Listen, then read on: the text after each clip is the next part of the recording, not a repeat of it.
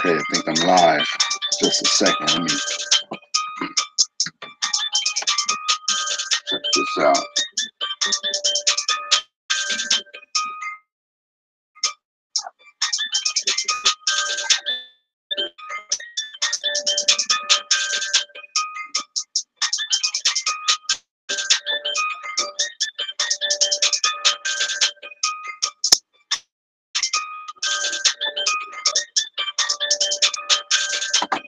Okay, so first I want to show is this artifact. It's a shell artifact of an Indian warrior from the Sparrow Mound. Sparrow Mounds in Oklahoma, on the border of Oklahoma and Arkansas. This is an artifact.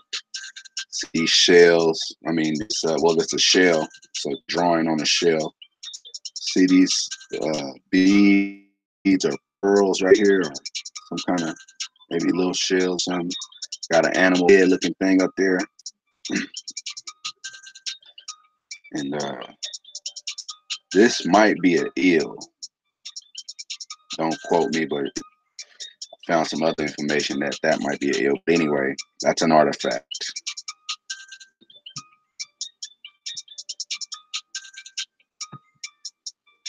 This is also an artifact from a mound in Virginia. See the shell necklace?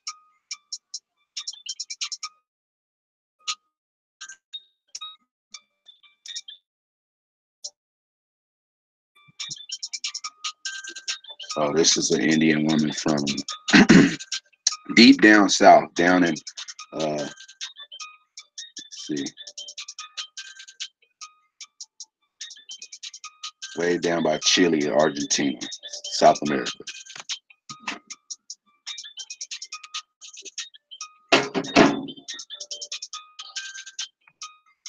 See the pearl she has on? This is an Indian. See, it says a female savage.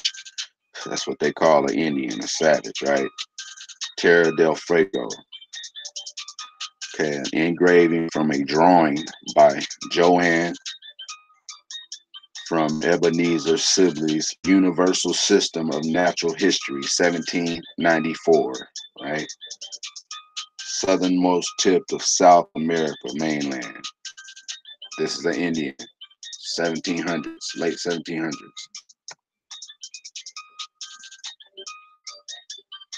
That is.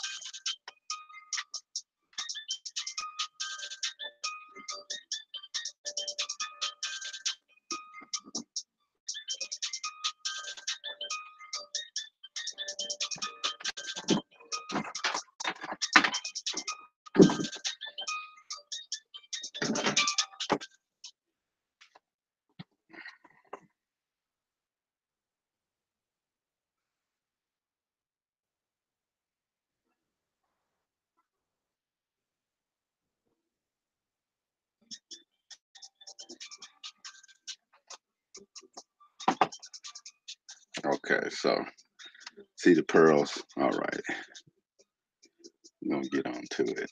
All right, what's this? This is a statue. A lot of people have seen this. I just want to point out that this is a what they call an Indian blackamoor.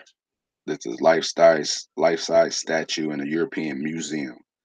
These are the beads that they always wore. I'm just pointing those pearls out. Okay,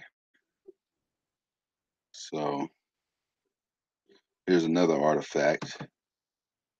This is from Illinois, from a mound. It's a copper plate from the uh, Upper Bluff Lake. Yes, that's a place. Dancing figures, right? They're dancing. See the pearls around their necks. See the features about them. Those are Indians right there. Okay, so here's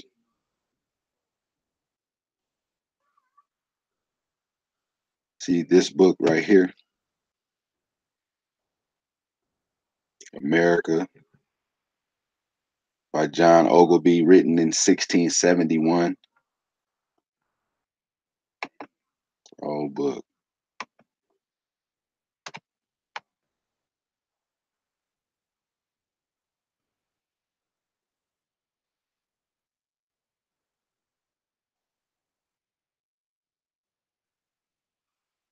It's called America Being the Latest and Most Accurate Description of the New World, containing the original of the inhabitants and the remarkable voyages therewith, or whatever. The conquest of the vast empires of Mexico and Peru and other large provinces and territories with the several European plantations in those parts. Okay. So got that book. You can probably find it free online. Okay. So from that book, here's a picture, an image. So it says the Netherlands apparel, uh, New York, New Jersey, Delaware, Connecticut, with small outposts in Pennsylvania and Rhode Island. From the book by John Obi, 1600 through 1676. Right? See that vegetation? Okay. See that mound back there, that mound home on the other side of the water? See the boat? See the other Indian right there with the little fro? See this bow, arrows, the little fro, and see these pearls everywhere? Okay. See them pearls? Just point out some pearls. That's all. Here's another image from John Ogilvy book. Now, see these pearls? See the pearls on these Indians? See these different colors? See this cornucopia sitting on an alligator? Now look at these Negroes. Look like an albino, dark skin, brown skin, Negroes. See? Or what they call Negroes. These is Indians. Excuse me. Excuse my language. These Indians. Copper colors. Okay. All right. All right. So here's another statue in a museum of an Indian, American Indian. See the pearls? Pearls. Okay. So this right here I found online. They sold out of it. They were selling this stuff. See this? Feather crown, see? Dark skin. Look, American Indian blackamoor. That's what they was calling them. See? This is you can look this up online. I found this and screenshotted it and I'm showing it to you. How everything goes together. Now,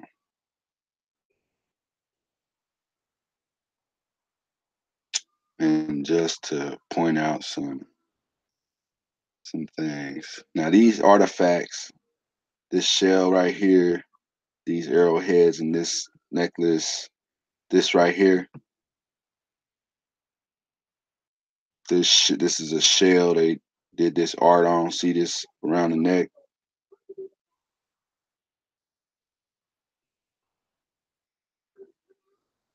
Now this as well as a artifact, Upper Bluff Lake. I think it's the H row. I think that's the name of the place in Illinois. Anyway, uh, okay, go here. So this is from a book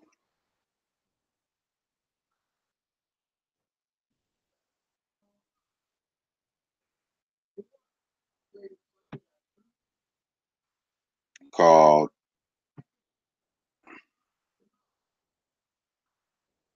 Footsteps.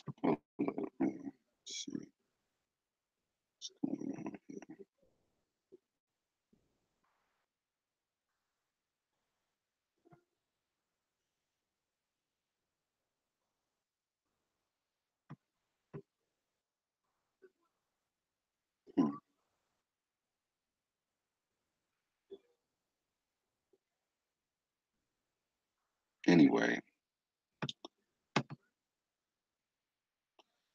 says although nearly all the accounts of the expeditions of the earlier explorers of the continent of North America contain notes of striking memorials which were met with in their journeys, such as mounds, embankments, fortifications, and the like, still all such notices were too meager and superficial to give them any special scientific value.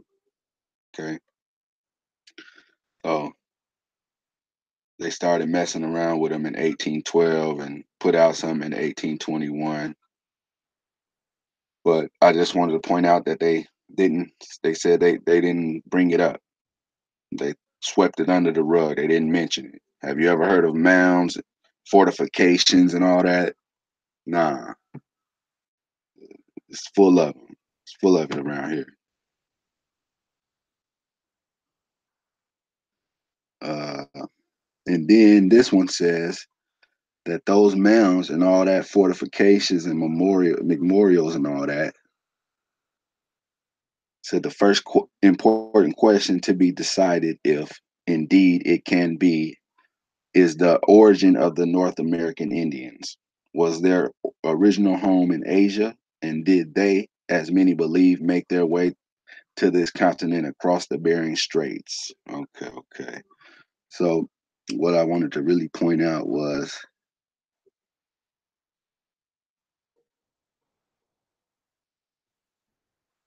this says that they could not have been built by the Indian as we know them, nor any people in like condition. Yeah. My other video, I pointed out in a book where it said they were very athletic and tall and big, well proportioned, admirably proportioned, right? They saying that these people from the Bering Straits, they see they question this. They questioning these people, right? Because they know they didn't build all this stuff, so they questioning them in this book right here. Okay, so let's go.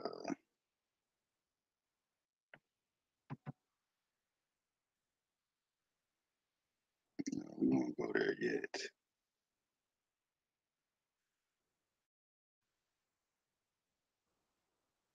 Okay, this is another book.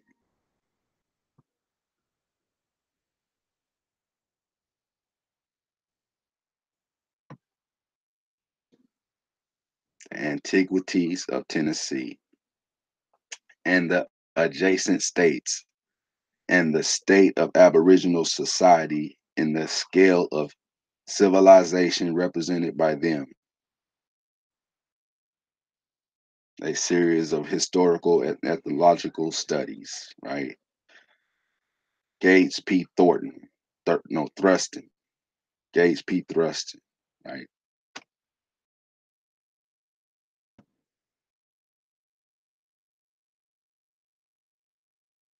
1897, right? 1897. That's the book.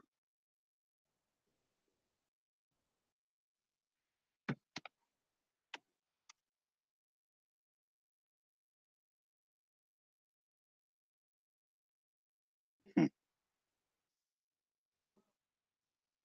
All right, so go back over here. No,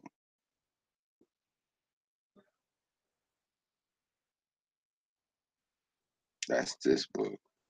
In that book, this guy Humboldt, you can look him up. He wrote this book, New Spain, in 1808. He said this because he scientist archaeologically or something like that. He said the Aborigines of Mexico, out of which the civilization resembled those of Canada, Florida, Peru, and Brazil, and that they evidently descended from the same stock or stocks. Okay. Now remember, Peru was where I showed you that Indian with her baby on her back with all them pearls on her. That was the bottom of Peru, down past Brazil. That's what this man said.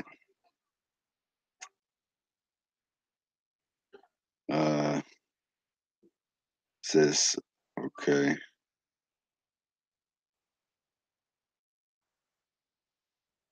Right, we don't need to even go there with that.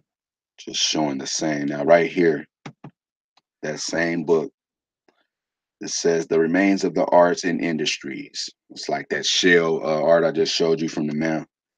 And the cranial remains evidently connect the ancient tribes that occupied the Cumberland and Tennessee valleys with the native tribes of the West or Southwest, right? So California, Arizona, all that, right? Of the sedentary or village Indian type. They placed them in the ethnic scale in the same class as to culture as the village Indians of New Mexico and Arizona, and as the village tribes of Old Mexico. Now look Old Mexico up. Bring them. Google a map of Old Mexico. That's all of Texas, a whole area, right? He said so that the same, the cranial remains the same with Old Mexico. That's a huge area. Plus, over here in Tennessee in the Cumberland Valley, which I think the Cumberland goes up to Pennsylvania. I could be wrong. The cranial remains and the remains of the arts homogeneous among the mound tribes also appear to separate the tribes, advanced tribes of mound builders from the more barbarous tribes of northern and northeastern Indians. All right. Okay, so there's some separation there. Let's figure that out.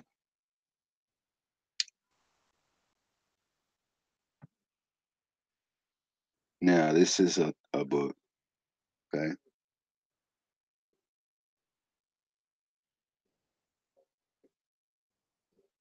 Another book. That book is Sam G. Morton's book right here. An inquiry into the distinctive characteristics of the Aboriginal race of America by Samuel George Morton, MD, author of Crania Americana, Crania Egyptianca, or whatever. All right. That's this book, 1844. Okay, 1844. That's this book. All right, that's this book here. It's right here. See, Samuel G. Morton. So basically, I ain't gonna read it all to you, but up here he's saying that physical diversities do occur, uh, singular and explicable, varying from a fair tint, which I showed you from the book America from 1671, fair tint to a complexion almost black, and this too under circumstances in which climate can have little or no influence. Okay, so also in reference to stature, the differences are remarkable in entire tribes, which moreover are geographically proximate to each other. Okay, get some background. All right. So so that means oh he said the stature, the differences are remarkable in entire tribes, which moreover are geographically proximate to each other. Ge- so if these people over here fish for their food all their life, all they do is sit around and fish, and these other folks over here, they hoeing up the ground and planting stuff and then going out and you know, doing different things, and they would look a little different. You know, the body structures and things like that would look a little different. So it says that's what that means, geographically proximate to each other. But it says these facts, however, are mere exceptions to a general rule and do not alter the peculiar physiognomy of the Indian, which is as undeviatingly characteristic as that of the Negro. Meaning, it's a Negro. That's what they're saying. That's what he's saying. For whether we see him in the athletic Carib or the stunted Kama, in the dark Californian or the fair Barora, he is an Indian still and cannot be mistaken for being any. of any other race. Okay. That's why he named the book The Aboriginal Race, singular and not plural, excuse me, of America.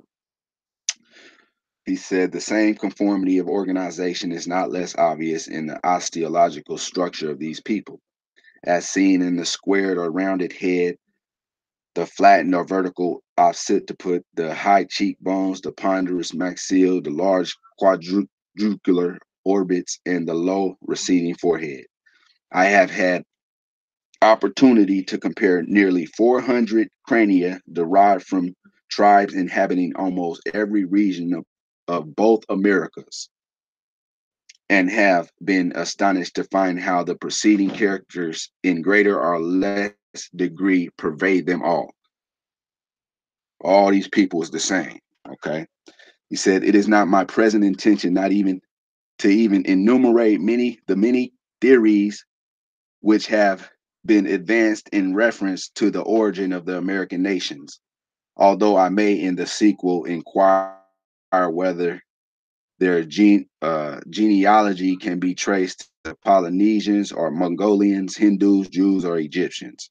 Nor shall I attempt to analyze the views of certain philosophers who imagine that they have found not only a variety of races, but several species of men among the aborigines of this continent. So he ain't gonna talk, he ain't want to talk about theories. He ain't talking about imaginations or philosophy. Okay.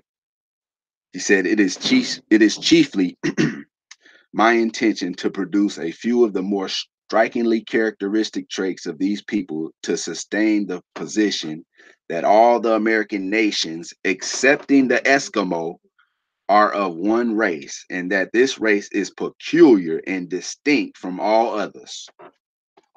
Let that sink in, okay? Because further on in videos, I'm gonna pinpoint these Eskimos and everything, right? With evidence. Okay, he says physical characteristics. It is an adage among travelers that he who has seen one tribe of Indians has seen all. So much do the individuals of this race resemble each other, notwithstanding their immense geographical distribution. Okay, immense geographical distribution from the tippy top of Canada and Alaska to the very bottom, which I showed you that woman with her baby on her back from the very bottom of South America. That's the geographical where is it? Where we at? Geographical distribution, and those differences of climates which embrace the extremes of heat and cold. Which, okay, it's very cold up north and very hot down south, right? The half-clad Fijian, shrinking from his dreary winter, has the same characteristics, lineaments, though in an exaggerated degree, as the Indians of the tropical plains. And these again resemble the tribes which inhabit the region west of the Rocky Mountains, those of the great valley of the Mississippi, and those again which skirt the Eskimo on the north. Okay, Samuel G. Morton, if you Google him, you'll see that he put this book out in 1844. He went on vacation in 1851 in Europe and never made it back home. Okay, I think he was like 50 or something when he died, 51 or something. Okay, so he telling you right here, he said, there are all kinds of different ones, light skin, all of that, but they the same, pervade them all. So when he said the Eskimo got is different, they all the same except for the Eskimo to the north, right? And then we go over here to this book that was put out 50 some years later. This says this homogeneous among the mound tribes, right? The cranial remains and the remains of the arts, homogeneous among the mound tribes, also appear to separate the advanced tribes of mound builders from the more barbarous tribes of northern and northeast eastern Indians, right? So therefore, to me, that right there, based upon what this is saying and what uh, Sam G. Morton said, this northern and northeastern Indian is the Eskimo. Okay, because the mounds all over where these places is everywhere, all over Pennsylvania, all up in Maine. So north and northeast must be way, way, way up there, right across the water from Europe, you know. But we're gonna move on. This says the pottery from the ancient graves in Tennessee is of the same general character and is frequently identical in forms with that found in southeast Missouri, Arkansas, southern Illinois, and Indiana, indicating that these districts were at some period in the past occupied by the same tribe or closely allied tribes. There are also evidences of the most intimate tribal and trade relations between the inhabitants of these sections. Okay. New Mexico, Arizona, and Old Mexico. That's going, that's, and then this west, southwest, Tennessee. Feel me? Now, all of this, Arkansas, all that, that's everywhere. But we're going to move on. What they saying right here? Okay. It says conquerors and became members of the Shanti, Nachi, or other tribes by adoption may never be known. See? See them tribes? Okay. Says insists that recent investigations established that the fact that the stone grave builders they try to separate the stone grave builders from the mound builders, but they're the same people. They just use stones to make the structures instead of dirt. Okay, of Tennessee were the ancestors of the Shawnees. Okay, now you can look at the tribal, the Shawnees territory. You know, we'll get into that later on.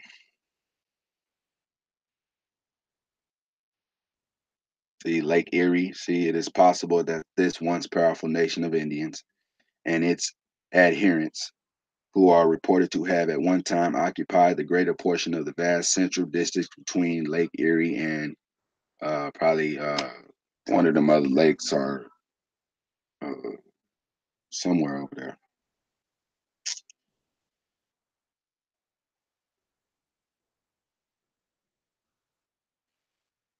Uh,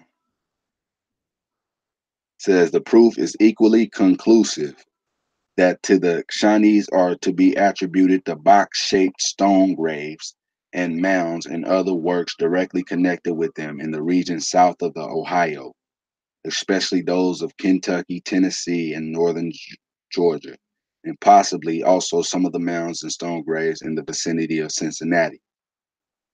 Hmm. Says their mode of sepulture, he states, is so marked in its peculiarities as to warrant us in believing it to be an ethnic type, limited in its use to a single stock or a few tribes. Okay, that's Tennessee, right? Antiquities of Tennessee. Okay, so here's let me show you this. Right, this book right here, History of Alabama. I like this book.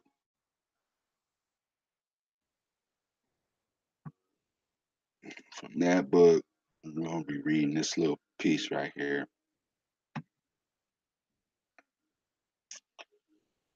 Okay, in Georgia and Alabama. Now this is in the 1500s. This is talking about when DeSoto went through there trying to conquer stuff and ended up, not making it. But anyway, it says in Georgia and Alabama, the towns contain storehouses filled with rich and comfortable clothing, such as mantles of hemp and of feathers of every color. There's the feathers of every color. Okay. This book was put out in 1851, exquisitely arranged, forming admirable cloaks for winter, with a variety of dressed deerskin garments and skins of the marten, bear, and panther, nicely packed away in baskets. Fond of trinkets, the natives collected shells from the seaside and pearls from the beds of the interior rivers.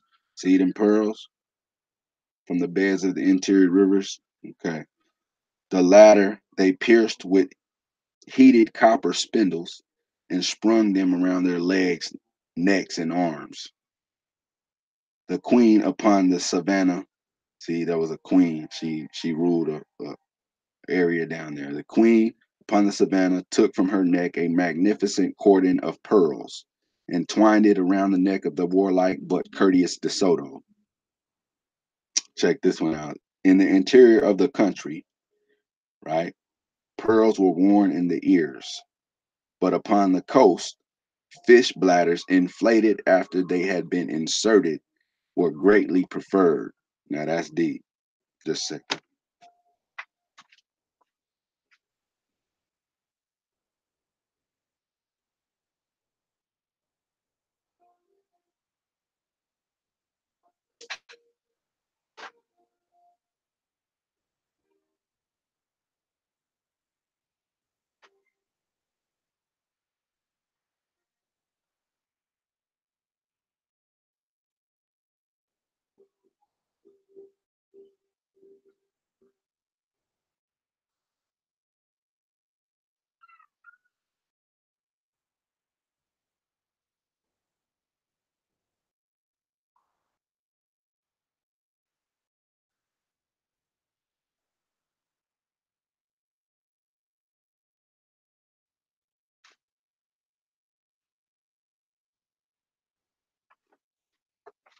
Not bad, not bad.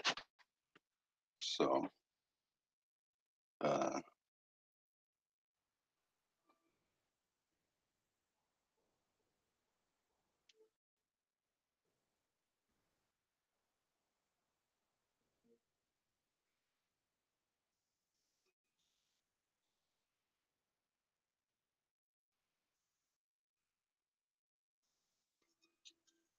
okay, from the same book,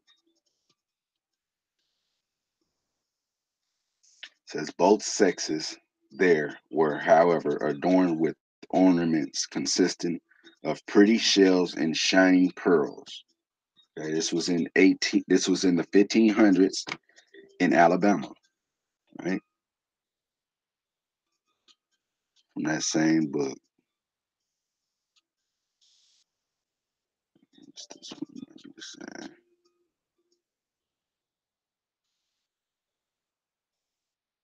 Oh, yeah, the Barderos. Yeah, Barderos. Okay, so let's look at some other couple of other. Oh, here's another thing here. This book, C.S. Refined Square, 1836. The American nations or outlines of their general history, ancient and modern. Okay, right here it says this. Uh, let's just go. Basically, the man saying, or some other American Negro nation, of which there are many. See my accounts of ancient black nations of America. See that? Right here in the book. See, 1836.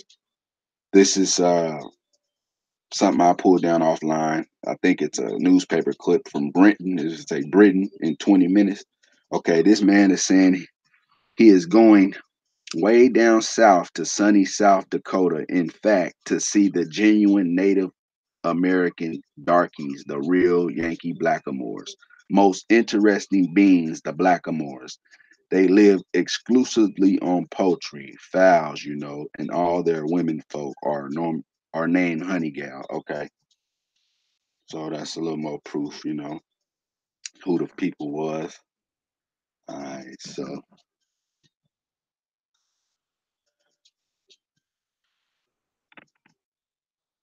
oh,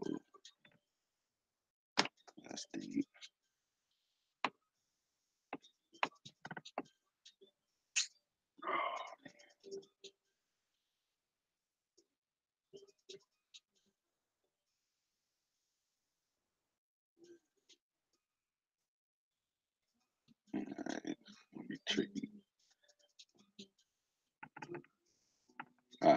So here's let's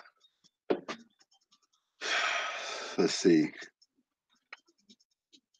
There's some old ads from the 1800s, 1854 or something like that in St. Louis, where they said Negro man named Hamp of dark copper color, big thick lips, about 6 feet high, weighs 175 pounds. We don't have to go through all this. I just wanted to point out that this ad in the 1800s called this man right here, so-called Negro, a dark copper color. Okay. Down here, also, a Negro man slave named Bob, copper color, high cheekbones. Okay. Now, why they never on the census, when instead of saying copper population, it said colored population, because they didn't want you to know who you was. Now, this is the 1828 definition for an American. A native of America, originally applied to the Aboriginals or copper colored races found here by the Europeans, but now applied to the descendants of Europeans born in America.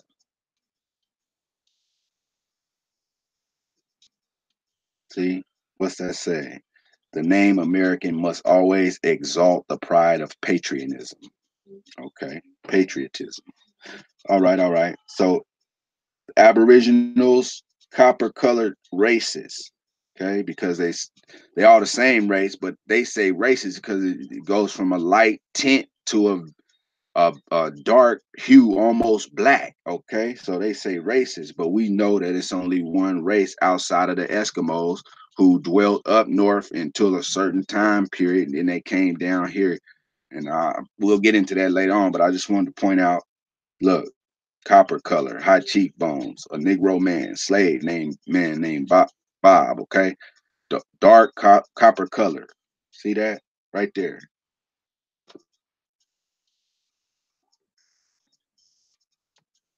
See, of dark copper color, 1852 or something like that. Copper color, high cheekbones. See, that's why they didn't want nobody to read. That's why they was running around. They would kill folks just for trying to read. They didn't want them to find out who they was. Okay, look at this one. What's this one? Okay, this one says run away from the subscriber on the 29th. Utilmo, Ultimo.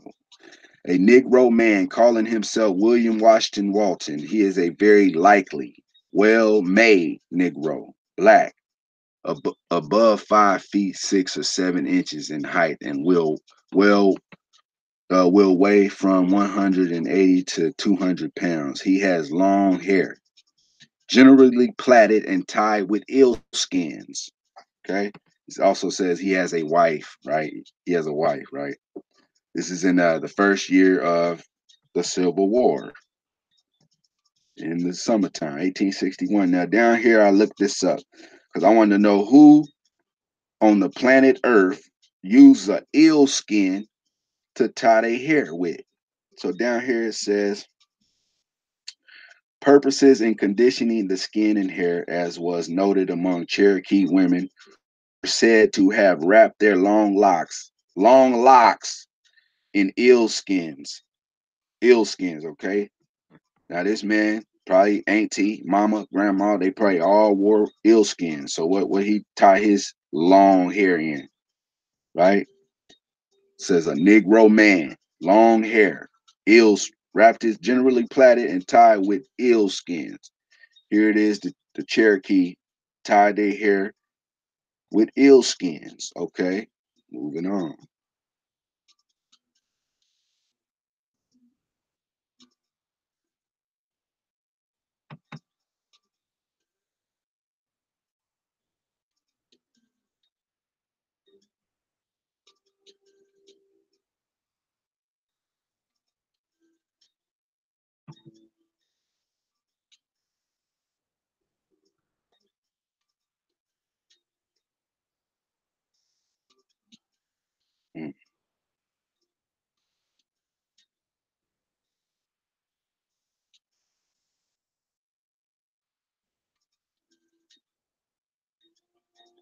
Hmm,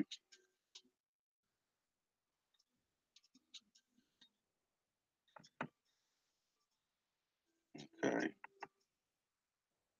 That's another. That's another.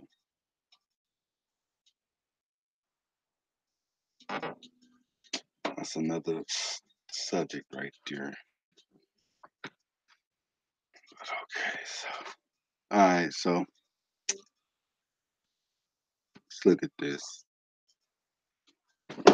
So y'all know this is old newspaper from I think the 1930s or something. 1936 or something. It says Baker Farm near McMinnville.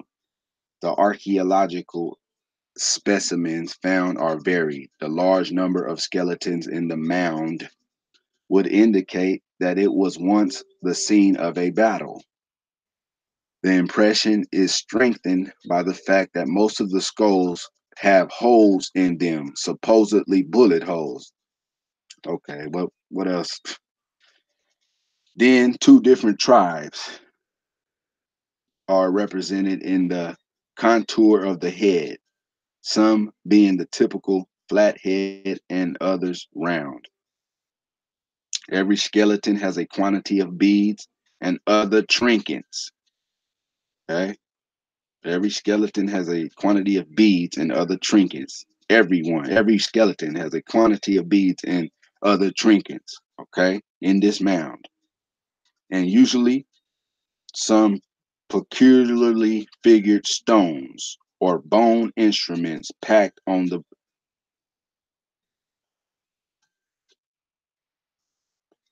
can't even see that. In some instances, these articles were covered with a piece of iron sheathing resembling the lid of a box. Okay, box. A lot of folks made boxes back then. The most notable find so far is four buttons about 1¼ inches in diameter, bearing the inscription "So some des mes sit dress" around the upper margin of the surface, in much the same manner as the letter of a coin, while the on the lower margin is number 20, etc. The centerpiece is a phoenix in bas relief. That's a bird. Professor of Institute. Okay.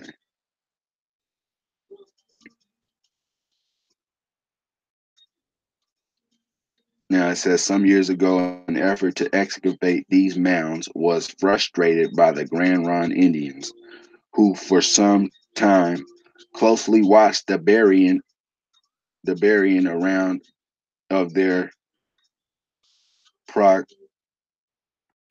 progenitors, huh, to see that it was not molested. But of late years, they have registered no objection to the work, because when you ask them, did their ancestors build the mounds or did they build them? Blah blah blah. They said no, their people didn't build them, and they don't know who built them. That's what they say.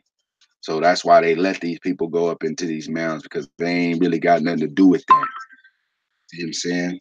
So I was just showing you that even all across the board, California, we get into all that later on, but know that these mounds is what they did. Okay. They was in them mounds.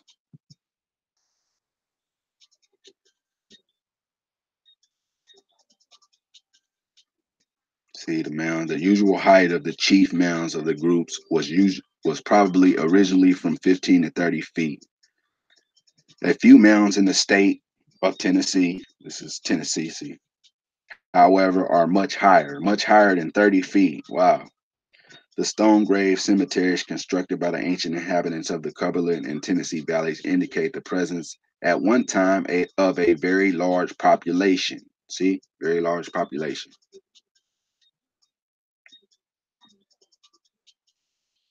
Yeah, get over here. Mm.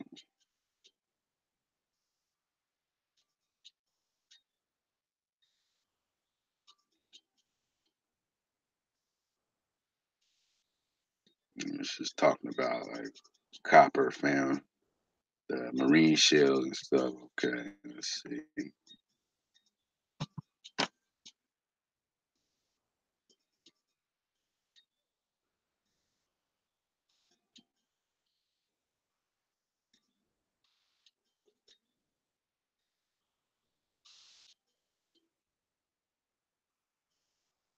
All right, there's just one thing about.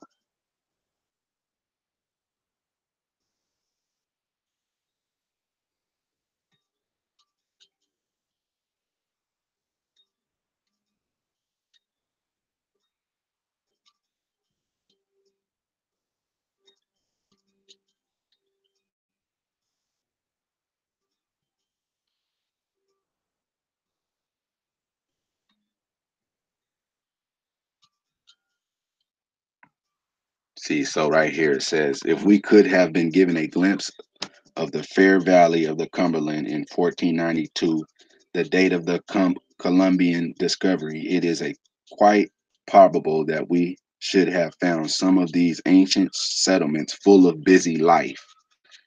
Okay, we might have learned the story of the mounds and graves from some of their own builders.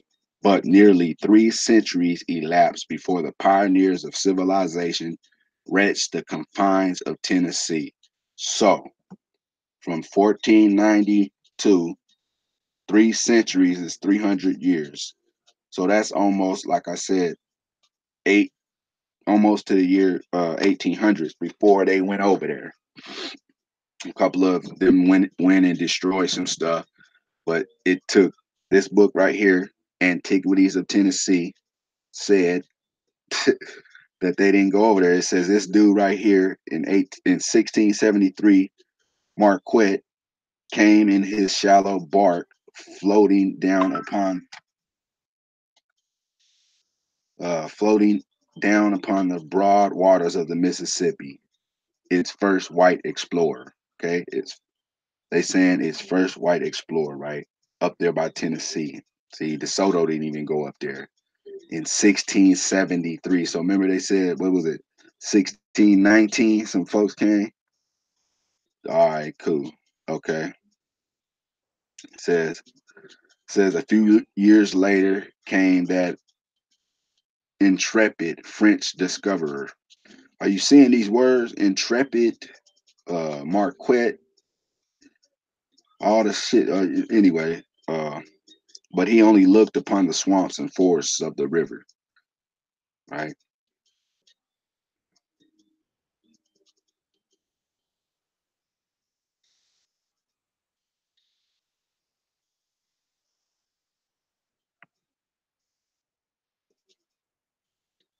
What's this?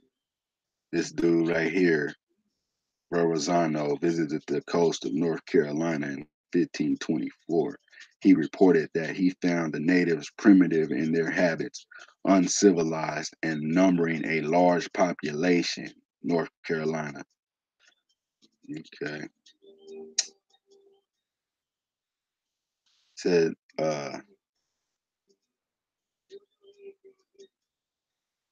Navarrez, who vainly attempted in 1528 to conquer the country then called Florida, embracing Tennessee, found their populous towns, well fortified and surrounded by extensive fields of corn and maize. Okay, so talking about a populated country full of copper colored folks. See, let me show you one more thing here. What's this? Okay, this says pipes and clay. Okay, says they cultivated maize, which is corn, maize, or maize, whatever, however you pronounce it, beans, squash, tobacco, and other products in fields and garden beds, and made unleavened bread from pounded corn, which they boiled in earthen vessels. Once again, unleavened bread from pounded corn, boiled, boiled in earthen vessels. Okay, so growing up in Louisiana, we had this thing that we ate called hot water cornbread. Okay, it was unleavened from corn and it was boiled. And this is saying that the Aboriginals did this. Okay, this is what they did.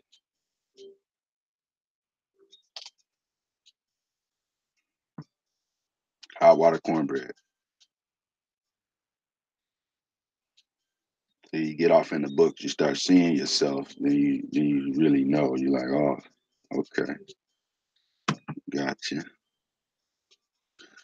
Now this right here, which I can't see,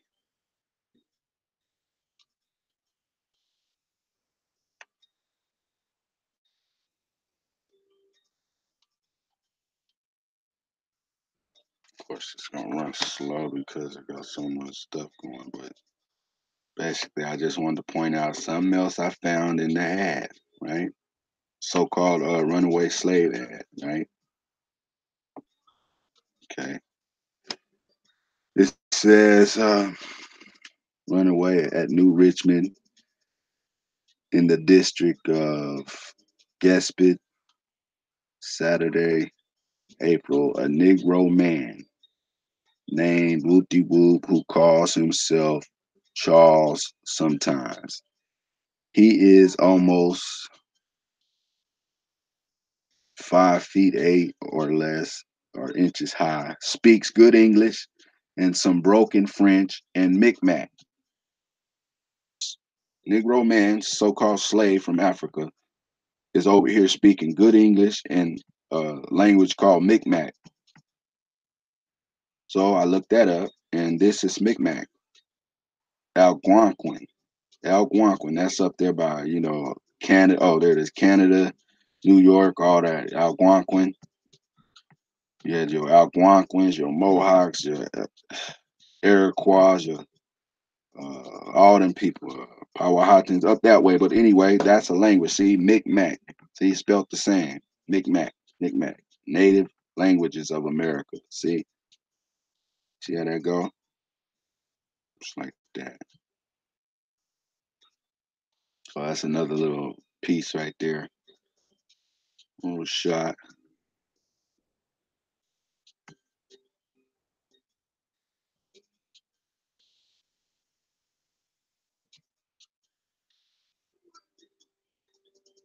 Okay, this one says the general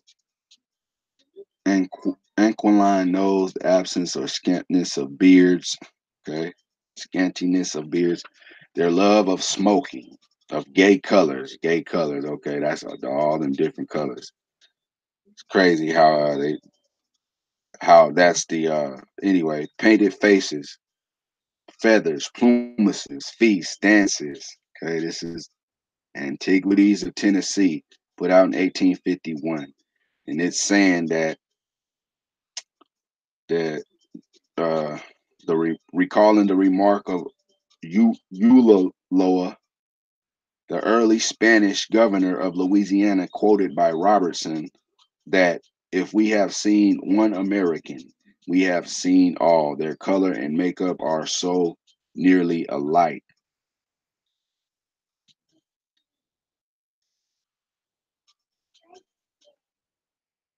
Mm, that same thing was said in Sam G. Morton's book. Said the traveler is an avid amongst travelers that if you've seen one Indian, you've seen them all. Now that one's saying the same thing. That's why I got it up here. I correlate this stuff. See them pearls, pearls everywhere. The pearls in the books, pearls on these artifacts out of the mounds. We're gonna get to the mounds. We're gonna get to the mounds. More artifacts as well. We got tons of artifacts. Tons. We're gonna get to the artifacts, we're gonna get to all that stuff.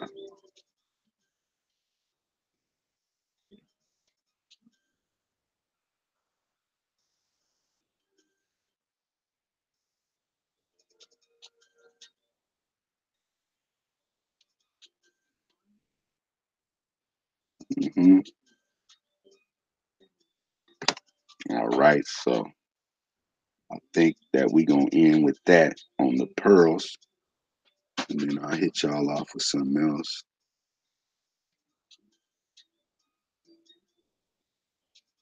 Remember though, the Eskimos to the north. We're gonna talk about that.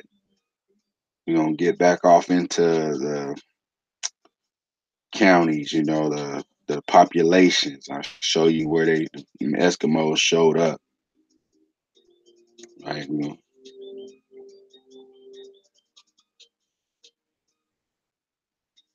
Yeah, we're gonna get into that. We're gonna get into